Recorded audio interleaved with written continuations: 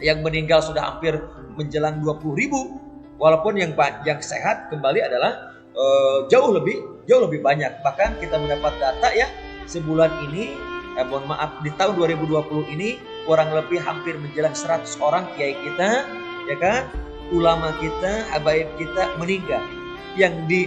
Yang diklaim itu gegara virus COVID-19 atau corona. Allahu a'lam bishawab. Karena kematian tidak minta syarat harus sakit dulu. Kematian tidak minta syarat harus tua dulu. Yang muda pun bisa mati, yang sehat pun bisa mati. Gitu ya. Allahu a'lam bishawab. Kita tidak boleh mendahului itu.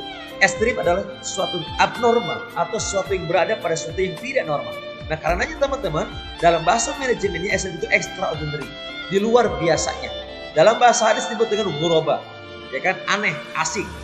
Dan itu maknanya adalah di luar kebiasaan, di atas standar rata-rata, atau apa yang disebut dengan anti mainstream.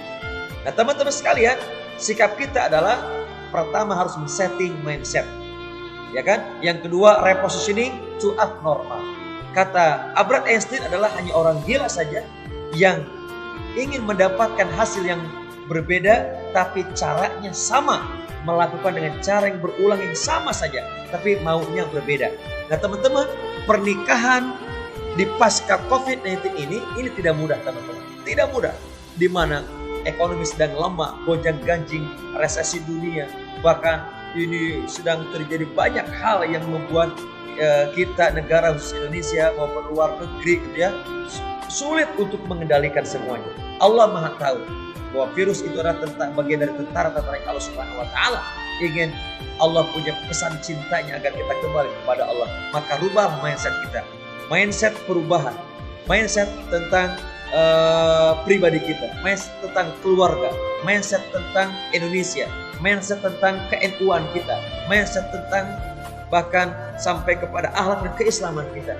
Mindset tentang masa depan di dunia ini dan masa depan nanti di akhirat. Itu harus, dan pada akhirnya menuntut kepada kita repositioning to abnormal, merubah posisi kita, merubah sikap kita, merubah moral kita, merubah akhlak kita, merubah norma-norma hidup di normal baru, di new normal ini.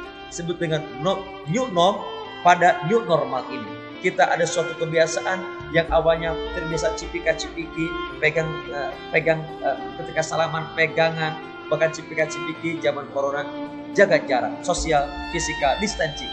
Membiasakan dengan masker, ya kan? Saya menggunakan masker karena kaos sudah kosong di ruangan ini, saya lepas maskernya.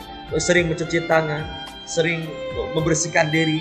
Kalau umat Islam tambah dengan wudhu dan yang lainnya. Ini kita harus men-setting posisi kita agar ketika nanti masuk ke rumah tangganya adalah berkarakter. Dan teman-teman sekalian, tidak mungkin mendapatkan hasil yang sama dengan cara yang sama, apalagi situasinya ekstrim atau tidak normal lagi. Nah, teman-teman sekalian, sebagai bahan diskusi yang terakhir, teman-teman, kita harus memahami tentang prinsipal agile leadership. Yang pertama, teman-teman, adalah responsif dan adaptif. Ini, teman-teman, sebelum menikah kita harus memiliki adaptasi yang tinggi ketika situasi tidak normal seperti sekarang. Ada virus corona, ada COVID-19. Kita responsif, bukan reaktif. Kita harus merespon masalah-masalah ada, tapi kita harus beradaptasi yang tinggi. Konon kabarnya, teman-teman, dinosaurus dulu tinggi-tinggi besar, ya kan? Badannya besar, tinggi. Namun sekarang konon kabar tidak ada. Kenapa? Dikatakan punah. Saya asli orang Jawa Barat, tapi sekarang hijrah ke Banten, mau buat pesantren di Pandeglang di ujung pulau.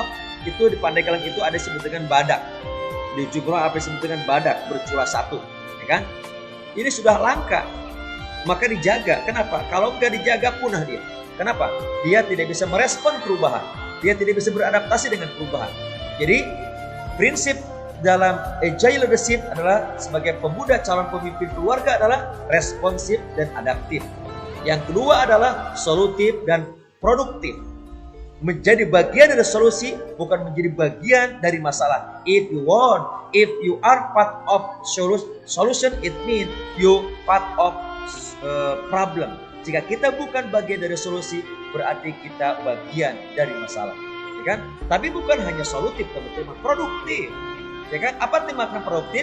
Apa yang saya pahami dengan produktif adalah, teman-teman, dengan modal yang sama, waktu yang sama, tapi menghasilkan produk yang jauh lebih banyak, lebih bermutu, lebih berkualitas. Contoh, ada seorang dikasih modal, ya kan? Jadi kasih modal sama 1 juta, ya kan? Tapi ada orang yang bahkan tidak untung habis, ada yang tetap jadi 1 juta. Nah, ada orang yang untungnya bisa 10.000, 20.000, 30.000. Tapi jika teman-teman dengan dikasih modal 1 juta, keuntungannya 1 juta bahkan 2 juta, itu produktif. Waktunya sama, modalnya sama, ya kan? Tapi mampu menghasilkan keuntungan dan manfaat jauh lebih dahsyat.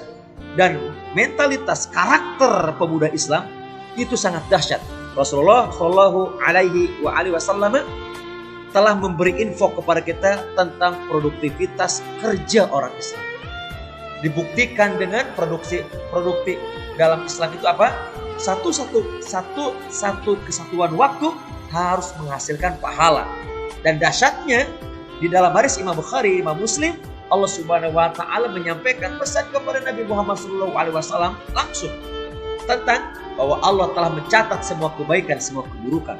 Bedanya adalah barang siapa yang baru niat kebaikan, maka ia telah dicatat 1 kebaikan yang sempurna, baru niat.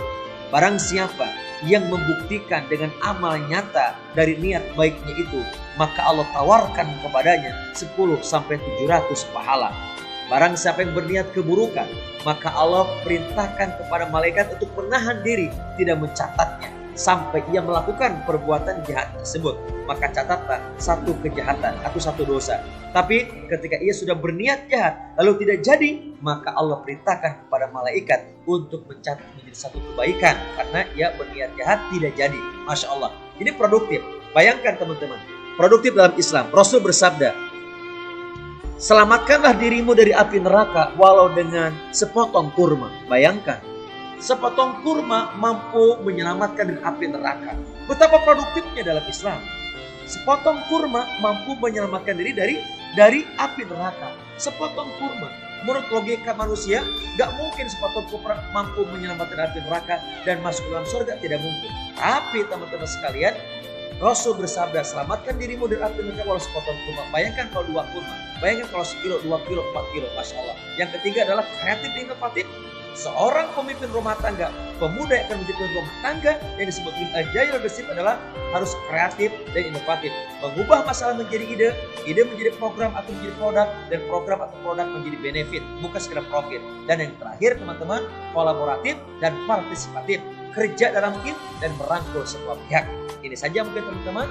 Jika ada waktu untuk diskusi silakan sebagai bekalan kita untuk renungan, menyiapkan diri dengan prinsip-prinsip dan karakter seorang pemimpin yang akan menjadi pemimpin rumah tangga.